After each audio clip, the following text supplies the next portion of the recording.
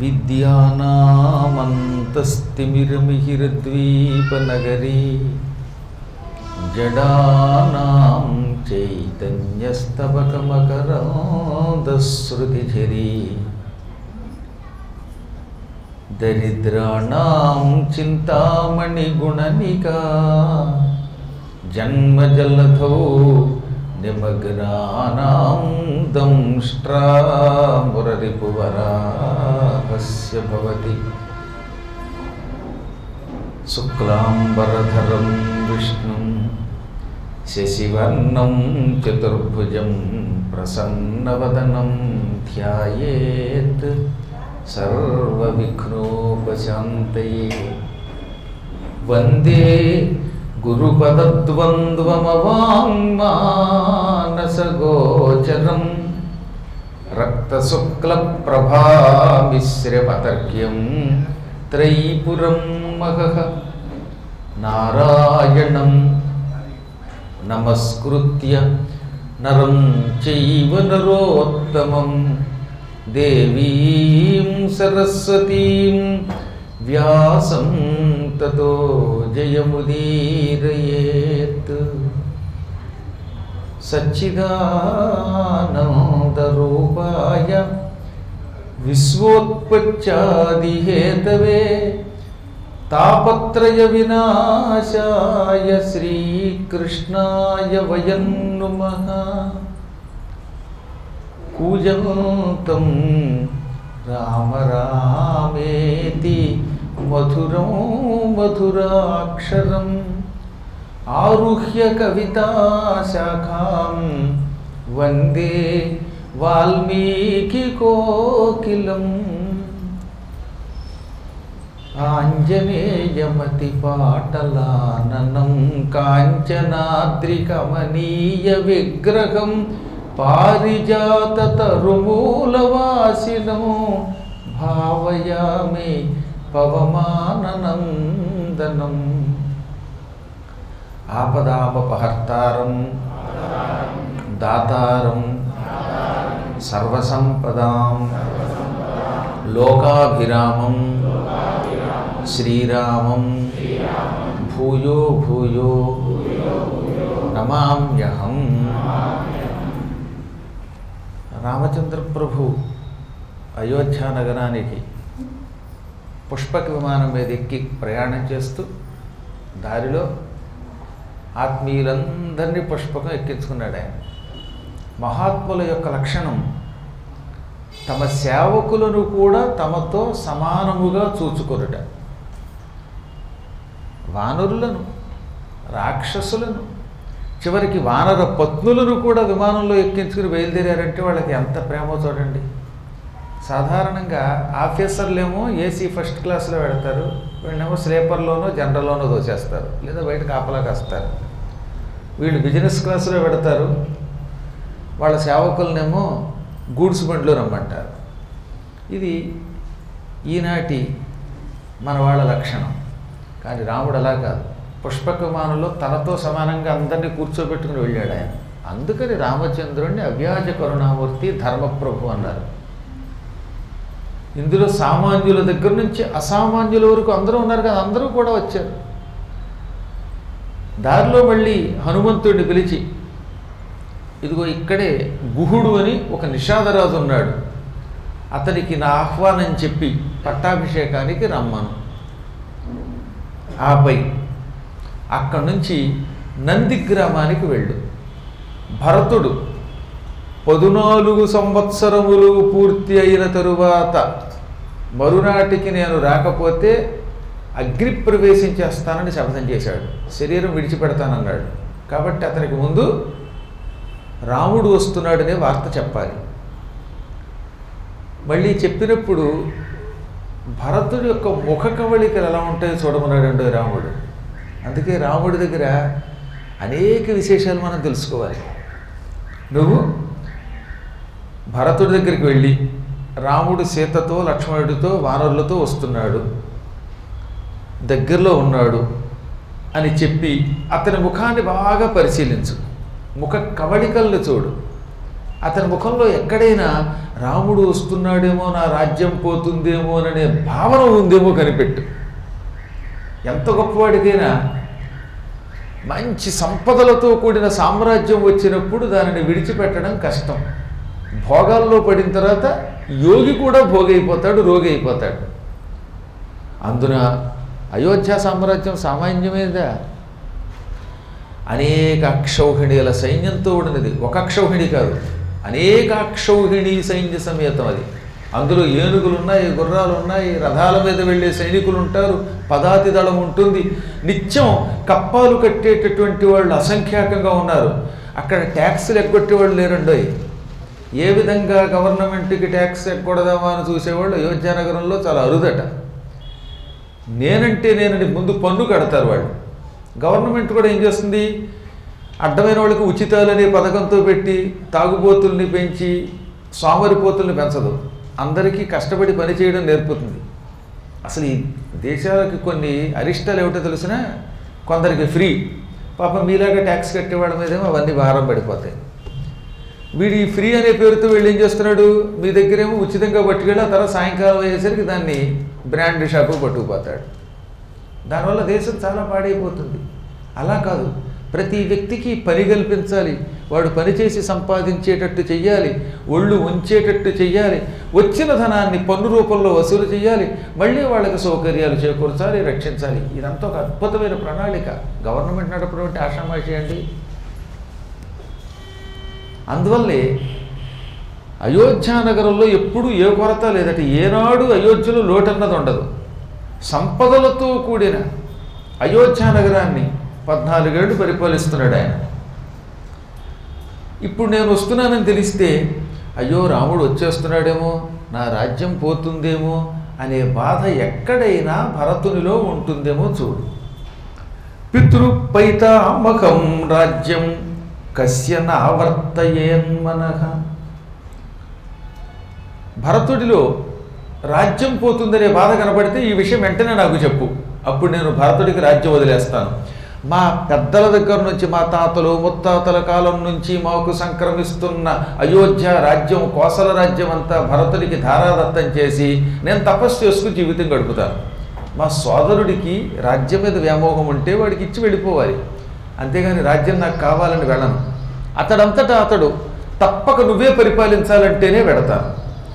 నేను ఒకవేళ భరతునికి ఇష్టమైతే రాజ్యం ఇచ్చి తపస్సు చేసుకుంటూ జీవిస్తాను.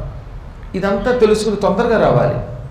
మళ్ళీ మేము అక్కడికి వచ్చే ముందే రావాలి. నందిగ్రామంలో ఆశ్రమం కట్టుకొని ఆశ్రమంలో జీవిస్తున్న భరతునికి వార్త చెప్పి మేము అక్కడి నుంచి వచ్చేలోపు ఈ విషయం చెప్పాలి బాబు అనగా, హనుమంతుడు రాముని యొక్క దూరదృష్టికి, ప్రేమకి, సోదర ప్రేమకి, తర్వాత సేవకుల మీద ఆయనకున్నటువంటి ప్రేమకి అన్నిటికీ మెచ్చుకుని రింగుని ఎగిరాడు.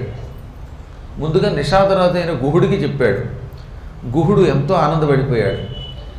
ఆ తర్వాత నేను పట్టాభిషేకానికి వస్తున్నాను అని తన అంగీకారం కూడా తెలియజేశాడు. అక్కడి నుంచి బయలుదేరి హుటాహుటిని నందిగ్రామం చేరాడు ఆయన. నందిగ్రామం అయోధ్యకి ఒక 15-20 కిలోమీటర్ల దూరంలో ఉంటుంది. అది కూడా ఆ రోజుల్లో చాలా పెద్ద గ్రామమే. పేరుకి నందిగ్రామం అంటే ఏదో గ్రామం అంటే చిన్నదనుకోక్కర్లేదట. భరతుడు అడుగు పెట్టడం వల్ల ఆ రోజుల్లో అది చాలా ప్రసిద్ధికి ఎక్కింది. అయోధ్య నగర వాసుల్లో దాదాపు 1,00,000 మంది పౌరులు అక్కడికి వెళ్ళి మకాం పెట్టారు ఆ కాలంలో. 14 ఏళ్ళు 1,00,000 మంది జనాభా కంటే ఎక్కువ జనాభాతో మంచి వైభవమును అనుభవించిన గ్రామం నందిగ్రామం అంటే. దానికి నందిగ్రామం అని ఎందుకు పేరు వచ్చిందంటే అక్కడికి అడుగుపెట్టిన వాడికి ఎప్పుడు ఆనందం తప్ప దుఃఖం ఉండదట. నంది అంటే నందయతి ఇది నంది, ఆనందించువాడు. అక్కడికి అడుగుపెట్టిన వాళ్ళు ఆనందించటం వల్ల నందిగ్రామం అన్నారు. ఒకప్పుడు పరమేశ్వరుడు నందీశ్వరుడితో సైతంగా అక్కడికి అడుగుపెట్టి భూమి మీదకి దిగాడు. అందువల్ల కూడా నందీశ్వరుడి పాద స్పర్శ వల్ల అది నందిగ్రామము అని పిలువబడింది. చాలా అద్భుతమైన గ్రామం అది. ఇప్పటికీ ఆ గ్రామంలో కొన్ని భవనాలు, కొన్ని చిహ్నాలు కనపడుతూ ఉంటాయి. చాలా పర్యాయాలు మేము చూసాం. జీవితంలో ఇలాంటి యాత్రలు అప్పుడప్పుడు చేయాలి. ఎప్పుడు చూసినా ఒకటే యాత్ర అయితే ఉపయోగం ఉంది. పొద్దున్నే లేచాం, టిఫిన్ తిన్నాం, హడావుడిగా ఆదరాబాదరగా వర్క్ ఫ్రమ్ హోము లేకపోతే ఆఫీస్కో పెడుతున్నాం, మళ్ళీ సాయంత్రం అవుతోంది, అలా పాపం కంప్యూటర్ దగ్గరే కూర్చుని బొజ్జలు పెరిగిపోయి శ్లేష్మం పెరిగిపోయి కదలలేక అనారోగ్యం పాలై చివరికి డబ్బు సంపాదించి ఏం చేస్తామండి? కాబట్టి ధనం ఎంత అవసరమైనా అది జబ్బు తెచ్చేటట్టు కాకుండా ఆరోగ్యాన్ని పెంచేదై ఉండాలి. ఇప్పుడు కలియుగంలో ఒక విచిత్రమైన వాతావరణం నెలకొన్నది. కరెన్సీ నోట్లకి తప్ప, ఈ పిచ్చి ధనానికి తప్ప ఆరోగ్యానికి కానీ, ఆనందానికి కానీ, మోక్షానికి కానీ మార్గాన్ని వెతుక్కునేవాడు తగ్గారు. ఇంకా అక్కడక్కడ మీలాంటి పుణ్యాత్ములు ఉన్నారు కాబట్టి అప్పుడప్పుడు వర్షాలు కురుస్తున్నాయి, ఇంత భోజనం చేస్తున్నాం. మీరు కూడా లేకపోతే తుఫాన్లు తప్పే ఉండవు, వర్షాలు ఉండవు. అందువల్ల అప్పుడప్పుడు యాత్రలు చేసి ఈ దివ్యస్థలాలు చూడాలి. సరిగ్గా భరతుడు ఇంకా 14 ఏళ్ళు పూర్తవుతోంది, ఏమైనా సరే రాముడు కనపడకపోతే అగ్ని ప్రవేశం చేద్దామని ఎదురు చూస్తున్నట్టు పాపం ఆయన. ఆ సమయంలో మారుతి మానవాకారం ధరించి అక్కడికి వెళ్ళాడు. వానరాకారంతో వెడితే భరతుడికి అనుమానం వస్తుంది, వచ్చినవాడు ఎవడో తెలియదు, ఏ రావణాసురుడో పంపగా వచ్చాడేమో అని కంగారు పడతాడు. అందుకని కొన్ని సమయాల్లో వేషం మార్చాలి. అందుకని చక్కని ఒక యతీశ్వర వేషంతో, మానవ వేషంతో దగ్గరికి వెళ్ళాడు. అది కూడా ఎలాట, జటావల్కలాలు, కృష్ణాజనం ఇవన్నీ ధరించి వెళ్ళాడు. ఆ సమయానికి భరతుడు బక్క చిక్కిపోయి ఉన్నాడు. ఈ 14 ఏళ్ళుగా ఒక్కనాడు కూడా వండిన అన్నం తినలేదు ఆయన తెలిసిన. రాముడు ఎలాగో అడవిలో ఉన్నాడు కాబట్టి కందమూలాలు తిన్నాడు, దుంపలు కందమూలాలు తిన్నాడు. మీలో ఎవరైనా పూర్వం నాతో పాటు చిత్రకూట పర్వతానికి వచ్చిన వాళ్ళు ఉంటే కందమూలం ఏమిటో వాళ్ళు కళ్ళారా చూసి ఉంటారు. చిత్రకూట పర్వతంలో ఈ కందమూలము అని దుంపలు అమ్ముతారు. ఇంతంత పొడుగు ఉంటాయి ఆ దుంపలు, ముక్కలు ముక్కలు కోసి అమ్ముతారు. కొద్దిగా దురద ఉంటుంది, తీపిగా కూడా ఉంటుంది. అది తీపితో కూడిన దురద, దురదతో కూడిన తీపి కలిగిన మంచి దుంపలు అవి. ఆ దుంప ముక్కలు తింటే జీవితంలోకి దుంప తెగదు మనకి. అంటే అనారోగ్యం రాదు, అంత ఆరోగ్యంగా ఉంటుంది. కంఠంలో ఉండే ఈ శ్లేష్మం లాంటివి తగ్గిపోతాయి, గొంతు నొప్పులు తగ్గిపోతాయి. అసలు దిక్కుమాల కరోనా రోగానికి అది గొప్ప మందండి బాబు. అక్కడ ఉన్న వాళ్ళకి రావటంలో మనకెందుకు వస్తుందంటే మనం దుంపలు తింటం లేదు. ఎంతసేపు ఈ దుంపలు ఫ్రై చేసినటువంటి దరిద్రం తింటున్నాం. కానీ పూర్వకాలంలో ప్రాకృతికమైన ఆహారం తినేవారు, ప్రకృతి నుంచి వచ్చే ఈ కందమూలాలు తినేవారు, పళ్ళు ఎక్కువ తినేవారు. అందుకే వాళ్ళ ఒళ్ళు బాగుండేది. ఇప్పుడు మనం కుళ్ళు తింటున్నాం, అందుకే శరీరం కుళ్ళిపోతుంది. 365 రోజుల నుంచి అదే నూనె మరుగుతూనే ఉంటుంది. ఆ నూనెలోనే ఆ బజ్జీ వేయించి వేయించి వేయించి వేయించి మీకు పెడితే మీరు కుంభీపాకంలో బజ్జీలో వేగిపోక ఏమైపోతారు? కిడ్నీలు దెబ్బకి ఏమవుతాయి? కిడ్నీలు దెబ్బతింటాయి ఈ దరిద్రపాయలు తింటే. అందువల్ల తప్పనిసరిగా కందమూలాలు తినాలి. ఈ కందమూల ఫలములను 14 ఏళ్లుగా తింటూ వేరే వండిన ఆహారం తినకుండా జీవిస్తున్న మహాత్ముడు తాపస జీవితం గడుపుతున్నాడు భరతుడు. చిక్కిపోయి ఉన్నాడు. అయినా నిర్భయముగా తన సైనికులతో కోసల సామ్రాజ్యానికి మాత్రం ఏ ముప్పు లేకుండా కాపాడట. మళ్ళీ ఏదో సన్యాసి జీవితం గడుపుతున్నాడు కదా అని ప్రజల్ని పట్టించుకోకుండా ఎప్పుడు ఏడుపు మొహంతో జపాలతో లేడు ఆయన.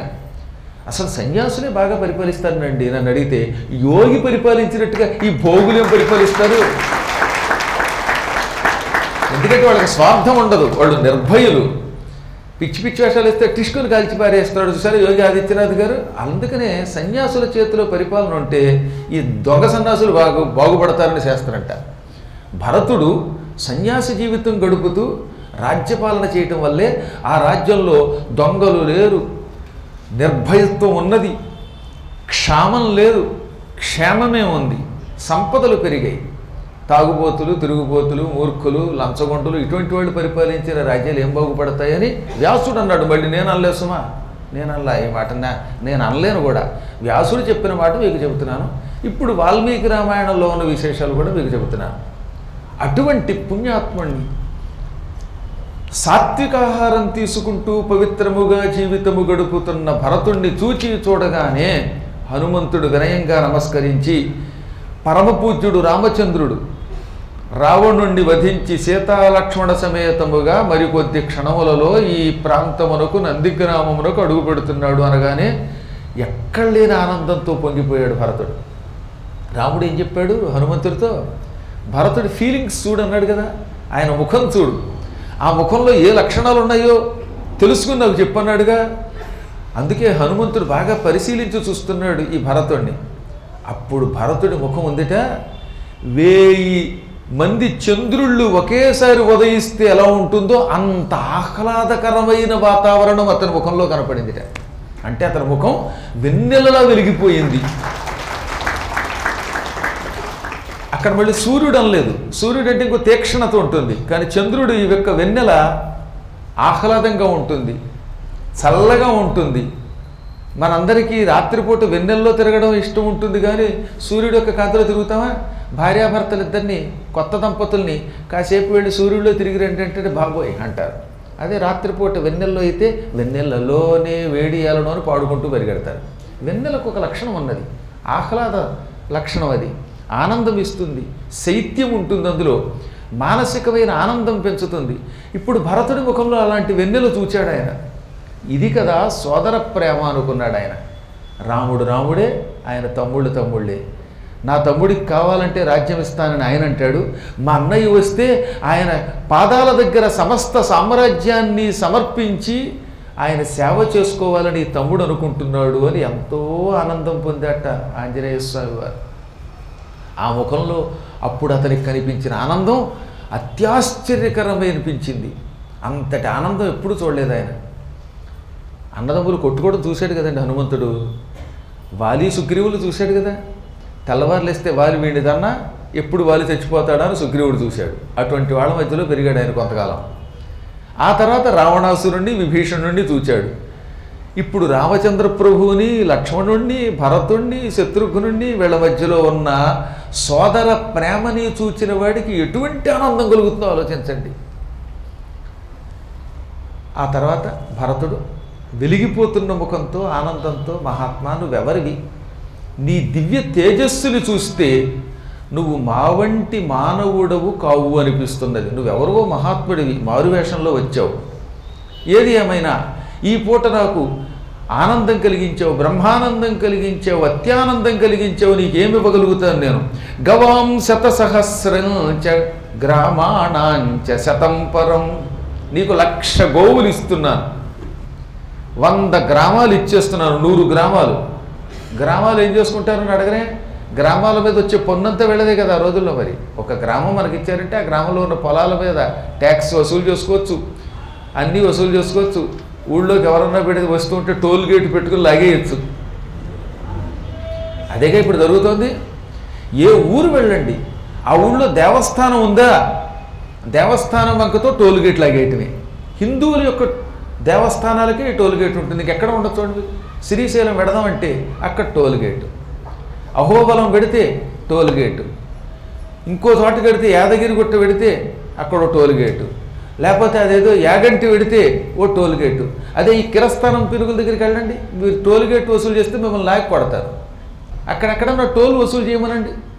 కానీ మన దగ్గరకు వచ్చేసరికి అందరూ toll toll toll toll toll. ఎన్ని టోల్స్ దానికి అర్థం లేదు. పైకి ఎక్కితే టోల్ట, కిందకి దిగితే టోల్ట. అహోబలంలో తీరా గుళ్ళు అక్కడికి అడుగుపెట్టి మళ్ళీ వెనక్కి వచ్చి మళ్ళీ లోపలికి వస్తే మళ్ళీ టోల్ట. దాంతో కారు మానేసి నడిచి వెళ్ళాల్సి వస్తుంది చివరికి. కారులో వెళ్ళడం కంటే నరకం మరొకటి లేదనమాట. నిజం చెప్పాలంటే ఈ కారుల్లో వెళ్ళేవాడికి టోల్ గేట్ల వల్ల వచ్చేటటువంటి ఖర్చు పెట్టుకుంటే విమానంలో హాయిగా ఢిల్లీ వెళ్ళి వచ్చేయచ్చు. ఏది టోల్ గేట్లు కడుతున్నామని ఆనందంగా కొడుతున్నారా? ఈ దిక్కుమాలం టోల్ గేట్ తీయమని కొడుతున్నారా? చెప్పండి. రోడ్ల మీద వేరు, ఏదో రోడ్ల మీద జిఎన్టీ రోడ్లు అవన్నీ మెయింటెనెన్స్ ఉంటాయి. అసలు దేవుడి దగ్గర కడుతుంటే అసలు మనకి ఎందుకు ఎంత కట్టాలి మనం? పూర్వకాలంలో చక్కగా గ్రామాలని చక్కగా పరిపాలించి వాటి మీద వచ్చే పన్నులు వసూలు చేసుకుని జీవించడం కోసం అగ్రహారాలు దానం ఇచ్చేవారు. అటువంటి 100 అగ్రహారాలు అడిగిస్తున్నాను, కుండలాలు, ఇంకా భార్యలు. ఈయనకి భార్యలు ఇస్తానన్నాడంటే హనుమంతుడు అంటే ఆయనకి తెలియక. భార్య కన్యాశ్చ షోడశ, నీకు భార్యలుగా 16 కన్యలు ఇస్తాను అంటే హనుమంతుడు ఆనందపడిపోయాడా? భరతుని ప్రేమది. పూర్వకాలంలో పెళ్లి చేసుకోకుండా వచ్చిన బ్రహ్మచారుల్ని ఏమయ్యా నీకేం కావాలి, మంచి కన్యామణిని చూసి పెళ్లి చేయనా అని కూడా అడిగేవారు. అసలు ఇప్పుడు పెళ్ళిళ్ళు అవ్వట్లేదు అనుకోండి, మగవాళ్ళు చాలామందికి 40 ఏళ్ళు వచ్చినా గురువుగారు నాకు పెళ్ళి అవ్వట్లేదంటే ఏమవుతుంది? కలియుగంలో మనం చేస్తున్న పనుల వల్ల పెళ్ళిళ్ళు అవ్వడం లేదు, ఎక్కడ చూసినా పెటాకులే మిగిలిపోయాయి. ఉన్న పెళ్ళిళ్ళు లేని వాళ్ళు కూడా ఆనందంగా జీవించట్లేదు. మళ్ళీ మనం సరి అయిన మార్గంలో నడుచుకుంటేనే ప్రాతధర్మం వస్తుంది. ఈ మహాత్ముడి మాటలు వినగానే, రాముడు వస్తున్నాడన్న వార్త వినగానే భరతుడు నాకు ఇంత దానం చేస్తున్నాడంటే ఈ భరతుడికి రాముడి మీద ఎంత ప్రేమ ఉందో పూర్తిగా అర్థమైపోయింది ఆయన. ఆ తర్వాత భరతునికి మొత్తం జరిగింది చెప్పాడు. వనవాసం చేస్తూ ఉండడం, రామచంద్రుడి పత్నిని రావణుడు అపహరించటం, తదనంతరం రాముడు వారధి కట్టి లంకానగరానికి వెళ్ళి అక్కడ ఉన్నటువంటి రాక్షసులతో యుద్ధం చేయటం, సీతని తీసుకురావటం, ఇవన్నీ చెప్పి ప్రళయాగ్నిస్వరూపుడైన రామచంద్ర ప్రభు దుష్ట శిక్షణ చేశాడు, శిష్ట రక్షణ చేశాడు. ఇప్పుడు మళ్ళీ మన నగరానికి వేయించేస్తున్నాడు. ఇది మనందరికీ ఉదావాహం అనగానే వెంటనే ఎక్కడి నుంచి వస్తున్నాడో చూపించమన్నాడు భరతుడు. ఇదిగో ఆ వేపు మార్గం నుంచి వస్తాడు అని ఒక మార్గం ఉన్నది, ఆకాశ మార్గంలో దక్షిణ మార్గం. ఆ దక్షిణ మార్గం దగ్గరికి భరతుడితో పాటు తక్కిన వాళ్ళని వెంట పెట్టుకు వెళ్ళాడు. ఈలోపు భరతుడు అయోధ్యానగరంలో ఉన్న వాళ్ళందరికీ వార్త పంపేశాడు. రామచంద్రుడి వనవాసం పూర్తయింది, సీతా సమేతంగా లక్ష్మణ సమేతంగా ఆయన వస్తున్నాడు, మీరందరూ చూడడానికి రండి అని కబురు పెట్టగానే కౌసల్య, సుమిత్ర, కైకేయి ఇంకా తక్కినటువంటి వాళ్ళు మొత్తం అయోధ్యాపురవాసుల్లో మరీ వృద్ధులైపోయిన వాళ్ళు బాలురు తప్ప అందరూ వచ్చేసారు. ఆబాల గోపాలం వచ్చారన్నారు. అక్కడికి రాముడు వస్తున్నాడనే వార్త తెలిస్తే చూడ్డానికి రాకుండా ఎవడైనా ఉండగలడా అన్నాడు. అందుకే వాల్మీకి మొత్తం అయోధ్యానగర వాసులంతా నందిగ్రామానికి వచ్చారు. ఆదివారం వచ్చింది, పొద్దున్న 10ంటికి లేద్దాం, లేచిన తర్వాత పలావు చేసుకు తిందాం అనుకుంటే వాడు హిందువు కాలేట. కాబట్టి మీరంతా నా ఉద్దేశం ప్రకారం ఆనాడు అయోధ్యలో ఉన్నవాళ్ళు అయి ఉంటారు. అందుకే మీరు 8:30కి 9ంటికి వచ్చారు. పూర్వజన్మలో ఎంతో కొంత అయోధ్యతో బంధం లేకపోతే ఈ సయోధ్యతో మీరందరూ రాలేరు. ఏనుగుల మీద, గుర్రాల మీద, రథాల మీద అందరూ వచ్చారు. రాముడు వచ్చే మార్గంకే చూశారు. ఇంకా రాముడు రావడం లేదు. దాంతో భరతుడికి మళ్ళీ అనుమానం వచ్చింది. రాముడిని చూడకుండా ఒక్క క్షణం ఉండలేడు కదా ఆయన. అందుకని ఆందోళన పడిపోయి, కోతి బుద్ధితో నువ్వేమి లేనిపోయిన కబుర్లు చెప్పలేదు కదా అన్నాడండి హనుమంతుడిని. కచ్చిన్న కలు కాపేయి సేవ్యతే చల్ల చెత్తత. ఇంత మాట ఎవరైనా హనుమంతుడిని అనగలరా? ఒక్క సీత అన్నది, ఇదే నీ కోతి బుద్ధి అని సుందరకాండలో. ఇప్పుడు మళ్ళీ భరతుడు అన్నాడు అంత మాట. ఎవరో తెలుసా? కాపేయి అంటే కపి లక్షణం, కోతి లక్షణం ప్రదర్శిస్తున్నావా? కోతులు లేనిపోనివి చెబుతాయి, చపలత్వం ఎక్కువ. అలాంటి కోతులకున్న సహజమైన చపల బుద్ధితో రాముడు రాకుండానే వస్తున్నాడని చెప్పి నన్ను తాత్కాలికమైన ఆనందంలో ముంచెత్తలేదు కదా. ఒకవేళ నిజంగా రాముడు వచ్చేటట్టయితే ఎక్కడ విమానం శబ్దం కూడా వినపడదే. దూరంగా విమానం వస్తుంటే వై అని శబ్దం అవుతుంది కదా. శబ్దం లేదు, రాముడు లేడు, పుష్పకం లేదు, నా కళ్ళ వెంబడి బాష్పకాలు తప్ప అనగానే కంగారు పడకు, హనుమంతుడేం కోపించలేదుండోయ్. అది ఇప్పుడైతేనా నా క్యాస్ట్ ఎత్తుతావా అని వెంటనే మొత్తం కుల సంఘం వచ్చి మీద పడిపోతుంది. ఇది మామూలుగా కోతుల్ని నీ కోతి బుద్ధి అన్నావా, మొత్తం కోతులు ధర్నాకు వస్తాయంటే గుమ్మ ముందు. ఈ మధ్యన బ్యాంకుల దగ్గర కూడా చెత్త వేస్తున్నారట. అలా మొత్తం కోతులన్నీ ఇంటి ముందు చెత్త వేసి ధర్నా చేస్తాయి. మీరందరూ బేషరతుగా మా మనోభావాలు దెబ్బతీశారు కనుక క్షమార్పణ చెప్పండి అంటాయి కోతులు. కానీ హనుమంతుడు అలా అల్లా, చిరునవ్వు నవ్వుతూ, నీకు రాముణ్ణి చూడాలనే తహ ఎంత ఎక్కువగా ఉన్నదో ఈ మాటల వల్ల అర్థమవుతున్నది. నువ్వేం కంగారు పడకు, దూరం నుంచి వస్తున్నారు, అదిగో నా చెవులకు వినపడుతున్నది అంటూనే అదిగో అదే పుష్పకం అన్నాడు ఆయన. విమానం పుష్పకం దివ్యం మనస బ్రహ్మ నిర్మితం. పూర్వం బ్రహ్మదేవుడు తన మనస్సంకల్పంతో నిర్మించిన పరమ పవిత్రమైన పుష్పక విమానం అది. దాన్ని విశ్వకర్మ బాగు చేశాడు. చాలామంది విశ్వకర్మ నిర్మించాడు అంటే అంతరార్థం తెలుసుకోవాలి. బ్రహ్మే నిర్మించాడు, కానీ విశ్వకర్మ దానికి కొన్ని సౌకర్యాలు కలిగించాడు. ఓడు బిల్డింగ్ కడితే లోపలికి వచ్చి అందరూ రకరకాల సౌకర్యాలు కల్పిస్తూ ఉంటారుగా. బిల్డింగ్ కట్టడం ఒక ఎత్తు, బిల్డింగ్లో సౌకర్యాలు పెట్టడం ఒక ఎత్తు. చక్కల ప్లాస్టింగ్ చేసిన వెంటనే మళ్ళీ మర్నాడు వాడు వచ్చి పొడుస్తాడు, వాడు ఏసీ మిషన్ కోసం పొడుస్తాడు, మళ్ళీ దాన్ని ఇంకోడు వచ్చి పూడుస్తాడు, ఆ తర్వాత వాడు చెక్క కొడతాడు, మళ్ళీ ఇంకోటి వచ్చి పూడుస్తాడు, వాడు రాయి వేస్తాడు, ఆ రాయి మళ్ళీ గొల్లు వచ్చి అది తీసి ఇంకోటి వేస్తాడు. ఈ బిల్డింగులు అంత బాధ మరవట్లేదు బాబో, ఈ జీవితంలో బిల్డింగ్ కట్టడం అంత నరకం మరవట్లేదు, అందుకే ఇల్లు కట్టి చూడు పెళ్లి చేసి చూడు అన్నారు. అలా పాపం విశ్వకర్మ గారు బ్రహ్మగారు నిర్మించినటువంటి దానికి శ్రమ పడకుండా సౌకర్యాలు చేకూర్చాడు కనుక అది విశ్వకర్మ చేత నిర్మింపబడిందని కూడా అంటారు, కానీ అది బ్రహ్మ చేత నిర్మింపబడింది. ఆ సమయంలో విమానం కనబడగానే భరతుడు ఉప్పొంగిపోయాడు. హనుమంతుడు ఆకాశానికి ఎగిరి రాముడికి భరతుడి యొక్క ముఖ కవళికలు ఆనందం చెప్పగానే విమానం అక్కడ దిగింది. దిగడంతో ఆ ప్రభు పాదాల మీద పడిపోయాడు భరతుడు. ఎంతో కాలం అయిపోయింది కదండి చూచి. దాంతో భరతుడికి కన్నీళ్ళు వచ్చేస్తున్నాయన్నమాట. రాముని పాదాలకు ఆయన నమస్కరిస్తే రాముడు పైకి లేవనెత్తి గాఢంగా ఆలింగనం చేసుకుని ఆనందంతో దగ్గరికి తీసుకున్నాడు. వరుసగా కౌసల్యకి, సుమిత్రకి, కైకేయికి అందరికీ నమస్కరించాడు. పాపం కైకి సిగ్గుపడుతోంది, ముందు ఆవిడికే దండం పెట్టాడు ఆయన. ఇది గొప్ప స్ట్రాటజీ. ఎవరి మీద ఇతరులు ద్వేషం పెట్టుకుంటారో వాళ్ళకి నమస్కరించడం రాముడి సంస్కారం. కైకేయి కూడా ఎంతో ప్రేమతో దగ్గరికి తీసుకున్నది. మొత్తం మీద కథ ఒక అద్భుతమైన మార్పులోకి గురయ్యింది. ఇక పౌరుల ఆనందం అయితే చెప్పక్కర్లేదు. వాళ్ళంతా రామనామస్మరణ చేస్తూనే ఉన్నారు, రామ రామ రామ రామ అంటూనే ఉన్నారట. పూల వర్షం కురిపించేశారట. ఆ సమయంలో 2 చేతులు నుదుటికి చేర్చి నమస్కరించాడు భరతుడు. అసలు ఇది ఒక గొప్ప మాట. నమస్కారాలు రకరకాలుగా చేస్తారు. భగవంతునికి నమస్కరిస్తున్నప్పుడు, గురువులకు, పౌరాణికులకు నమస్కరిస్తున్నప్పుడు ఏం చేయాలి? ఈ 2 చేతులు ఇలా నుదుటికి చేర్చాలి. శిరస్యంజలి మాధాయ కైకేయానందవర్ధనగా. ఈ తల మీద 2 చేతులు చేర్చి జోడించి నమస్కరించి కైకేయికి ఆనందం కలిగించే భరతుడు రాముడితో సత్యపరాక్రముడితో ఇలా అన్నాడు, మహాత్మా, మా అమ్మ వల్ల నువ్వు రాజ్యాన్ని విడిచిపెట్టావు. రాజ్యం విడిచిపెట్టి అయోధ్య నగరాన్ని విడిచిపెట్టి అరణ్యానికి వెళ్ళిపోతూ ఈ సామ్రాజ్యం అంతా నాకు అప్పగించిపోయావు. ఆనాడు తప్పనిసరి పరిస్థితులలో మా అమ్మ మాట, నాన్నగారి మాట నిలబెట్టడానికి నీ దగ్గర నుంచి ఈ సామ్రాజ్యం స్వీకరించాను. నువ్వు కూడా తప్పనిసరిగా ఈ రాజ్యాన్ని నువ్వే పాలించు అని నన్ను శాసించావు కనుక ఆ శాసనం కాదనలేకపోయాను. నీ పాదుకలు పట్టుకొచ్చి నందిగ్రామంలో సింహాసనం మీద పెట్టి పాదుకలకి సర్వం నివేదిస్తూ రాజ్యపాలన చేశాను. ఆనాడు నువ్వు నాకు మాట ఇచ్చావు, 14 ఏళ్ల తర్వాత తిరిగి వచ్చి రాజ్యాన్ని స్వీకరిస్తానని. ఇచ్చిన మాట నువ్వు నిలబెట్టుకో. ఆనాడు నువ్వు నాకు రాజ్యం ఎలా ఇచ్చావో దాన్ని యథాతథంగా అప్పచెబుతున్నాను. యథాతథంగా అంటే అర్థం ఏమిటి? ఇచ్చిన వాటిని నేను పాడు చేయలేదని అర్థం. అంతేగాని ఆనాడు బిల్డింగ్లో ఏమాత్రం కలర్ వేయకుండా బూజు దులపకుండా ఇచ్చాను కదా మళ్ళీ. ఇచ్చిన వాటిని నేను ఏ విధంగానూ పాడు చేయలేదు.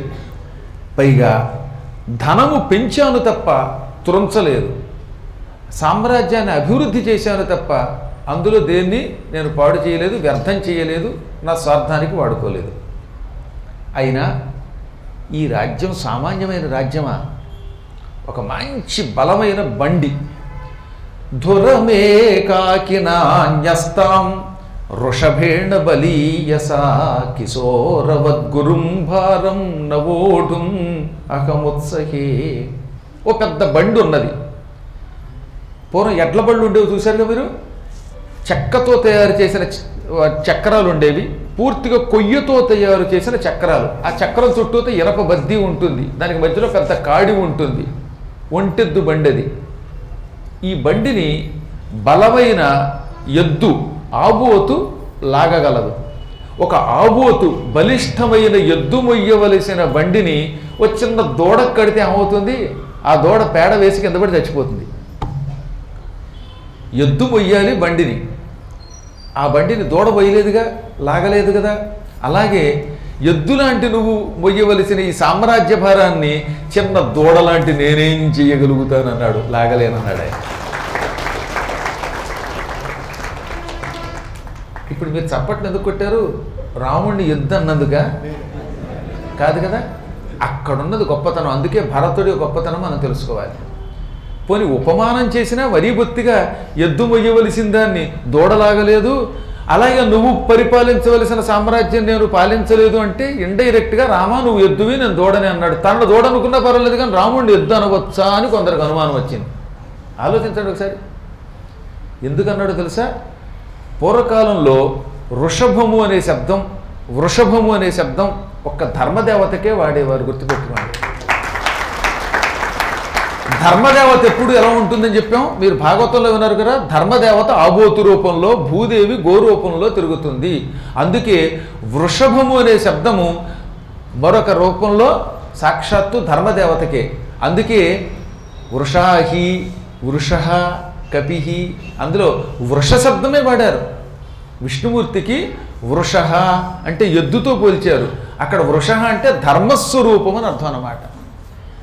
ఎప్పుడూ కూడా ధర్మదేవత ఆబోతు రూపంలో ఉంటుంది. అంటే ధర్మాత్ముడవైన నువ్వు పరిపాలించవలసిన సామ్రాజ్యాన్ని దూడని, అంటే ధర్మం గురించి ఇప్పుడిప్పుడే కొంచెం కొంచెం తెలుసుకుంటున్నాను. ఏదో పద్మాకర్ గారు చెప్పిన 54 రోజులు రామాయణం విని కొద్దిగా ధర్మం అంటే ఏమిటో, గురుభక్తి ఏమిటో తెలుసుకుంటున్నాను.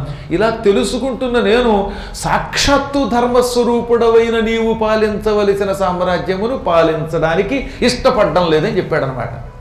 అంత జాగ్రత్తగా ఆచితూచి మాట్లాడాలి. పోలికలు ఇష్టం వచ్చినట్టు చేయకూడదు. అలాగే ఓ చోట నది వేగంగా ప్రవహిస్తోంది. ప్రవహిస్తున్నటువంటి నదిని పెద్ద ఆనకట్టతో అడ్డం కట్టాలి. ఇసుక వేస్తే ఆ ప్రవాహం ఆగుతుందా? ఈ సామ్రాజ్యం ప్రవహించే నది, దీనిని నీ వంటి వాడు ఆనకట్ట వంటి వాడే దీన్ని అదుపులో పెట్టాలి. అంటే ఇంత రాజ్యభారాన్ని నువ్వే మొయ్యాలి. నాబోటి వాడు ఇసుక లాంటి వాడు ఈ ప్రవాహానికి ఎదురెడితే కొట్టుకుపోతాడు. ఆకాశంలో ఒక విమానం ఎగురుతున్నది. ఆ విమానాన్ని 1000 హంసలు మోస్తున్నాయి. 1000 హంసలు మోసే విమానాన్ని కాకులు మొయ్యగలవా? అలాగే కాకి ఎలా అయితే హంసలు మోసే విమానాన్ని లాగలేదో, హంస వేగాన్ని కాకి ఎలా అందుకోలేదో, హంసలాంటి నువ్వు పరిపాలించవలసిన సామ్రాజ్యాన్ని కాకి లాంటి నేను భరించలేను. ఇలా 3 రకాలైన ఉపమానాలు చెప్పాడు ఆయన. ఇక ఈ రాజ్యం అంతా సంపదలతో అభివృద్ధి చెందింది. ఏ వైపు చూచినా పుష్పాలిచ్చే, ఫలాలిచ్చే చెట్లు పెరిగే, ఈ నదీ నద సమృద్ధితో రాజ్యమంతా సుఖంగా ఉన్నది. ఎక్కడ ఏ విధమైన ఆటంకాలు రాజ్యంలో లేవు. సామ్రాజ్యంలో ధనానికి లోటు లేదు, భుక్తికి లోటు లేదు. నువ్వు పట్టాభిషిక్తుడవై వీటిని అదుపులో పెట్టి ఈ సామ్రాజ్య భారాన్ని వహించి, ప్రజల భారం వహించి ప్రజల్ని సరైన మార్గంలో నడుపు. నీవు పరిపాలన చేస్తే మళ్ళీ ధర్మం 4 పాదాల నడుస్తుంది. అప్పుడు మేమందరం ఆనందంతో జీవిస్తాం అనగా తథాస్తు అన్నాడు ఆయన. ఇదివరకైతే కుదరదు అన్నాడు కదా, నువ్వే పరిపాలించన్నాడు. కానీ ఇప్పుడు అయిపోయింది ఆ డ్యూటీ. పాతకాలపు ఈ అరణ్యవాస నియమం అయిపోయింది. నేను తిరిగి వచ్చి రాజ్యం స్వీకరిస్తానన్నాడు గనక తథేతి ప్రతిజగ్రాహ నిషసాదాసనే శుభే, అలాగే అన్నాడు ఆయన. ఆ రాత్రికి నిద్రపోయాక పొద్దుట అక్కడికి క్షురకులు వచ్చారు, క్షవరం చేసేవాళ్ళు వచ్చారు. ఎందువల్ల? 14 ఏళ్ళుగా జడలు అట్టగట్టున్నాయి. 14 ఇయర్స్ పెరిగిపోయింది జుట్టు, గడ్డము పెరిగిపోయింది, మీసాలు పెరిగిపోయి. మనకి సినిమా వాళ్ళని చూస్తే నవ్వొస్తుంది అనమాట. 14 ఏళ్ళు తెగ గడ్డం పెరిగిపోయిన రాముడిని నున్నగా గడ్డం మీసాలు లేకుండా ఒక జుట్టు మాత్రం పెట్టి చూపిస్తూ ఉంటారు అనమాట. ఈ 14 ఏళ్ళు అడవిలో ఈయన అసలు క్షవరం చేయించుకోకూడదు కదా. అరణ్యవాసం చేసేటప్పుడు కటింగ్ ఉండదు. కానీ పాపం ఏమిటో మరి సంపూర్ణ రామాయణ సినిమా చూసినా, పాతకాలంలో ఏ సినిమా చూసినా వనవాసంలో ఉన్న రాముడు నిత్యం నున్నగా చేసుకుని అందంగా ఉంటాడే. గడ్డం ఉన్న రాముడికి అందం ఉంటుందండి. కొంతమంది ఉంటారు, వాళ్ళు ఎలా ఉన్నా అందంగానే ఉంటారు. వాళ్ళకి మీసాలు ఉన్నా, గడ్డాలు ఉన్నా, జుట్టు పెరిగిపోయినా అందంగా ఉంటారు. కొంతమంది దిక్కుమాల వాళ్ళు ఎన్ని రకాల అలంకారాలు చేసుకుని అందంగా ఉండరు. రాముడికి గడ్డం అందం, మీసాలు అందం, జుట్టు అందం. ఆయన ఏ విధమైన నారచీరలు కట్టినా అందమే, పట్టు వస్త్రాలు కట్టినా అందంగానే ఉంటాడు. అసలు చక్కనం ఎలా ఉన్నా అందంగానే ఉంటుందని ఒక సామెత. ఇప్పుడు అందుకని ఈ క్షురకులు వచ్చి ముందుగా అభ్యంగన స్నానం చేయించాక జడలు విప్పారు. విప్పి టిక్ టిక్ టిక్ అని చక్కగా కత్తిరించారు. రాముడికి అందమైన కోరమేసం తీర్చిదిద్దారట. రాముడికి కూడా మేసం ఉంటుంది సుమా. రాముడికి మంచి మీసం ఉంటుంది. క్షత్రియుడైనా క్షత్రియుడిగా పుట్టాడు, మీసం రోసం లేకుండా ఎలా ఉంటాడు? అందున ఆ మీసం కూడా ఒక రకమైన పచ్చరంగులో ఉంటుంది టండోయ్. అందుకే వేదాలలో వైఖాన సాగమ శాస్త్రంలో కృష్ణుడికి పచ్చని వేషాలు ఉన్నాయి అన్నారు. ఇప్పుడు మనం కృష్ణుడి ఆలయంలో ఎక్కడ మీసాలు లేకుండా చేసేస్తున్నాం, కానీ నిజానికి రాముడికి కృష్ణుడికి కూడా మీసాలు ఉంటాయి. మీసాలు లేకపోతే అసలు దేవతలే కాదు పొమ్మన్నారు. అందువల్ల మీసాలు కత్తిరించారు, గడ్డం చేశారు, క్షౌరం చేశారు. ఇప్పుడు ఈ జడలు కాస్త విప్పి గిరదాల జుట్టు కింద తయారు చేశారనమాట. మహారాజులు పూర్వం వెనక్కిలా ఉంగరాలు తిరిగిన జుట్టుతో నెత్తి మీద కిరీటం పెట్టుకునేవారు అనమాట. ఈ విధంగా కేశ సంస్కారాలు అయ్యాక శుభ్రంగా ఒళ్ళంతా నలుగు పెట్టి సుగంధ ద్రవ్యాలతో మంచి స్నానం, తలంటు స్నానం చేయించారు. పూర్వం తలంటుకోవడం అని ఒక కార్యక్రమం ఉండేది. వారానికి ఒకసారి శనివారం నాడు ఏం చేసేవారంటే కుంకుడుకాయలను ఉండేవాళ్ళండి. వాటిని కొట్టి వాటిని వేడి నీళ్లలో కలిపి ఆ పులుసును ఎత్తి మీద పోసేవారు. అందువల్లే శరీరానికి చర్మ వ్యాధులు వచ్చేవి కాదు. ఇప్పుడు షాంపూలు వచ్చాక ఈ జుట్టు అంతా క్యాంపుకి వెళ్ళిపోతుంది. అసలు జుట్టు ఎందుకు ఊడిపోతుందంటే షాంపూల వల్ల. చక్కగా కుంకుడుకాయలతో తవ్వుకోండి, మీ జుట్టు మీకు రాకపోతే అడగండి. రోగాలు రావు కుంకుడుకాయ పులుసు వల్ల. ముక్కుల్లోకి ఆ పులుసు పెడితే జలుబులు పోతాయి, ఎన్ని రకాల ఆరోగ్యాలు వస్తాయో. చేదు చాలా మంచిది, చర్మ వ్యాధులు తొలగిస్తుంది. కానీ కుంకుడుకాయలను మనం వదిలేసాం. ఆ రోజుల్లో చక్కగా అభ్యంగన స్నానాదులు చేయించారు. ఆ తర్వాత రాముడికి పసుపు పచ్చని బట్ట కట్టారు, సీతాదేవికి ఎర్ర వస్త్రం అలంకారం చేయించారు. అలాగే శత్రుఘ్నుడికి, లక్ష్మణుడికి, భరతుడికి అందరికీ కూడా అలంకారాలు చేశారు. భుజకీర్తులు, చేతులకు కంకణాలు, నడుముకి వడ్డాణాలు అన్నీ పెట్టుకున్నారు. సర్వాభరణాలు ధరించేవారు మహారాజుల పూర్వం. వీళ్లతో పాటు రాజపత్నులతో పాటు రాజుగారి యొక్క తల్లులకు కూడా అలంకారం చేయాలి. కౌసల్య, సుమిత్ర, కైకేయి అందరూ కూడా అలంకారం చేసుకున్నారు. వారి శరీరములకు పూసుకున్న సుగంధ ద్రవ్యముల నుంచి వచ్చే పరిమళం 5-6 మైళ్ళు వ్యాపిస్తోందిట. అంత మంచి మంచి గంధాలు పూసుకునేవారు. ఇప్పుడు అందరికీ ఈ నందిగ్రామం నుంచి అయోధ్యకు వెళ్ళడానికి వాహనాలు ఏర్పాటు చేశారు. ఎవరి వాహనములు వారివే అనలేదు, అందరికీ ఏర్పాట్లు చేశారు. ఏనుగులు, గుర్రాలు, రథాలు, ఇంకా ఎడ్లబళ్ళు, కొంతమంది కాలినడకన అందరూ బయలుదేరారు. ఆ సమయంలో పచ్చని గుర్రములు కలిగిన ఒక గొప్ప రథం పట్టుకొచ్చారు. ఆ రథంలో రామచంద్ర ప్రభువుని కూర్చోబెట్టారు. పూర్వం ఇంద్రుడు ఎలా అయితే ఆకుపచ్చని గుర్రములు కలిగిన రథము మీద ఆకాశ మార్గంలో ఊరేగాడో, అలాగే రామచంద్ర ప్రభువు కూడా నందిగ్రామం నుంచి రథం ఎక్కి అయోధ్య నగరానికి బయలుదేరాడు. ఆ సమయంలో శత్రుఘ్నుడు గొడుగు పట్టుకున్నాడు, తెల్లని గొడుగు పట్టుకున్నాడు. పూర్వం గుడ్డ గొడుగులు పెట్టేవారన్నమాట. గొడుక్కి పైన తెల్లని గుడ్డ, అందమైన పట్టుగుడ్డ, తెల్లగుడ్డ కట్టి దానికి ముత్యాలు వేళ్లాడదీసి, రత్నాలు వేళ్లాడదీసేవారు. శ్వేతఛత్రం పట్టేవారు. తెల్లగొడుగు పడితే రాజుగారికి జయం కలుగుతుంది. అందుకని శత్రుఘ్నుడు ఛత్రం పట్టాడు. ఇంకా రథం ఎవరు తోలేరు? భరతుడు రథం తోలాడు. మా అన్నయ్య గారు రాక వచ్చారు, డ్రైవింగ్ సీట్ నాదన్నాడు. పైగా భరతుడు డ్రైవ్ చేస్తే టెన్షన్ ఉండదండోయ్. కొంతమంది డ్రైవ్ చేస్తుంటే అళ్ళిపోతూ ఉంటాం మనం. వాడు ఎప్పుడు బ్రేక్ కొడతాడో, ఎప్పుడు ముందుకు పడిపోతాడో తెలియదు. భరతుడు రథం నడుపుతూ ఉంటే పట్టు ఈకల మీద పడుకున్నట్టు ఉంటుందిట. నెమలీకల మీద, హంసతూలిక తల్పం మీద పడుకుంటే ఎంత హాయిగా ఉంటుందో, భరతుడు రథం తోలితే అంత బాగుంటుంది. స్పీడ్ నడుపుతాడు, కానీ లోపల ఉన్నవాడు పడిపోడు. అది అసలు డ్రైవింగ్ స్కిల్ అండి. డుబుకు వెళ్ళిపోయి సరిగ్గా సిగ్నల్ దగ్గరకు వచ్చేసరికి ఒక్కసారి బ్రేక్ కొట్టేసరికి ఫ్రంట్ సీట్లో ఉన్నవాడు ఢామని ముందుకు పడిపోయి నానాయాత్ర పడిపోతే అది డ్రైవింగ్ ఎందుకు అవుతుంది? అందువల్ల భరతుడి దగ్గర మీ అందరికీ ఒకసారి శిక్షణ ఇప్పిస్తే బాగుంటుంది అనిపిస్తుంది. అందులో ముఖ్యంగా నన్ను డ్రైవింగ్ చేసి తీసుకెళ్లే వాళ్ళకి ఈ శిక్షణ ఇప్పించాలి. ఈ మధ్యన అడిగిపోతున్నా నేను ఈ కారు ఎక్కాలంటే. భరతుడు హాయిగా చక్కగా రథం నడపడం మొదలుపెట్టాడు. ఇంకా రాక్షసరాజు విభీషణుడు కూడా ఓ తెల్లని వింజామర పట్టుకుని ఇలా విసురుతూ రథానికి ముందు భాగంలో నడిచాడు. ఆ సమయంలో సుగ్రీవుడు, విభీషణుడు మొదలైన వాళ్లతో ఈ రథం ముందుకు సాగుతూ ఉంటే మరుద్గణములతో, వసువులతో కలిసి ఇంద్రుడు ఊరేగుతున్నాడా అన్నట్టుగా ఉంది. నరేంద్రుడు, రాముడు దేవేంద్రుల్లో ఊరేగాడు. అమాత్యులు, పౌరులు అందరూ స్వాగతం పలికారు. నగరంలోకి వస్తున్న రాముడి మీద పైనుంచి పేలాలు చల్లారు, అక్షతలు చల్లారు, పువ్వులు చల్లారు. కన్యాముడులు పేలాలు చల్లుతారన్నమాట. పేలాలంటే ఇప్పుడు మీరు పాప్కార్న్ అంటున్నారే, ఆ రోజుల్లో వరి బియ్యం నుంచి పేలాలు తయారు చేసి చల్లేవారన్నమాట. అందులో మళ్ళీ ఉప్పు, చెత్త వేయకూడదు. అలాంటి అద్భుతమైనటువంటి పేలాలు చల్లితే రాజులకి, రాజగురువులకి, పౌరులకి శుభం కలుగుతుంది. తదనంతరం నగరంలోకి ప్రవేశించాక ఆ పౌరులంతా ఈయన సుగ్రీవుడు మానవ వేషంలో ఉన్నాడు, రాముడికి మిత్రుడు. ఈయన విభీషణుడు, ఈయన కదా అక్కడ ఆయన విభీషణుడు రాముడికి ఎంతో సహాయం చేశాట, రావణ వధకి సాయపడ్డాట. వీళ్ళు వానరులు, ఈ వానరులందరూ కూడా మానవ వేషాల్లో వస్తున్నారు. వీరంతా రాముడికి ఆత్మీయులు, ఎంత పుణ్యం చేసుకున్నారో, రాముడికి సేవ చేశారు అని అందరూ వానరులను, ఇటు రాక్షసులను, సుగ్రీవుణ్ణి, విభీషణుణ్ణి, మరి ముఖ్యంగా హనుమంతుణ్ణి బాగా ప్రశంసించారు. అనంతరం రాముడు నగరంలోకి రాగానే గృహప్రవేశం చేశాడు. ఏ గృహం? దశరథుడి గృహం. తండ్రి గృహం ఎప్పుడు ఇంటిలో పెద్ద కొడుక్కి రావాలి. దశరథుడి పెద్ద కొడుకు రాముడు, అందుకని దశరథ గృహం రామచంద్రుడికి ఇచ్చారు. ఎప్పుడైనా గుర్తుపెట్టుకోండి, ఇళ్ళు పంచుకునేటప్పుడు, వాటాలు పంచుకునేటప్పుడు పెద్దాడికి తండ్రి ఇల్లు ఇవ్వాలి, లేక తండ్రిగా ఇవ్వాలి. అప్పుడు ఆయన వద్దంటే అది వేరే విషయం. పితుర్భవనమాసాద్య ప్రవిశ్య చ మహాత్మనః కౌసల్యాంచ సుమిత్రాంచ కైకేయీం అభివాద్య చ.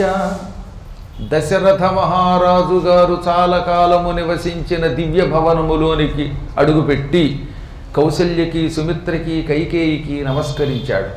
ఈ భవనం తన నివాస గృహంగా మార్చుకున్నాడు. ఆ తర్వాత ఏం చేశాడు? భరతుణ్ణి పిలిచి, భరత, సుగ్రీవుడు నాకు ఆత్మీయుడు, అందువల్ల అతనికి పట్టాభిషేకమై తిరిగి ఇంటికి వెళ్ళేదాకా విడిది ఇవ్వాలి, అతనికి కూడా ఒక గెస్ట్ హౌస్ ఇవ్వాలి, నా బిల్డింగ్ అతనికి ఇచ్చేయి, నా భవనం అతనికి విడిది గృహం. ఆయన వెళ్ళిపోయాక ఆ బిల్డింగ్ నీది. ప్రస్తుతం తండ్రి ఇల్లు నాది, నా ఇల్లు తాత్కాలికంగా సుగ్రీవునికి ఉండడానికి అన్ని సౌకర్యాలు చూడు. ఇక విభీషణుడికి నీ గృహం ఇచ్చేయి. ఆయన కూడా సామాన్యుడు కాదు, నాకు చాలా ఆత్మీయుడు అని అందరికీ అన్ని ఏర్పాట్లు చేశాడు. వచ్చిన వానరులు అసంఖ్యాకంగా వచ్చారే, వారందరికీ ఎవరికి ఏ ఏ రకమైన మకాములు ఇవ్వాలో అన్ని రకాలుగా విడిది గృహములు ఏర్పాటు చేసి అన్ని సౌకర్యాలు ఏర్పాటు చేశాడు. అంటే అప్పట్లో కాఫీలు, టీలు లేవు కాబట్టి సరిపోయింది అనుకోండి. వారికి కావలసిన ఫలహారాలు, బలహారాలు, జలాలు, పానీయాలు సమస్తం ఏర్పాటు చేశాడు.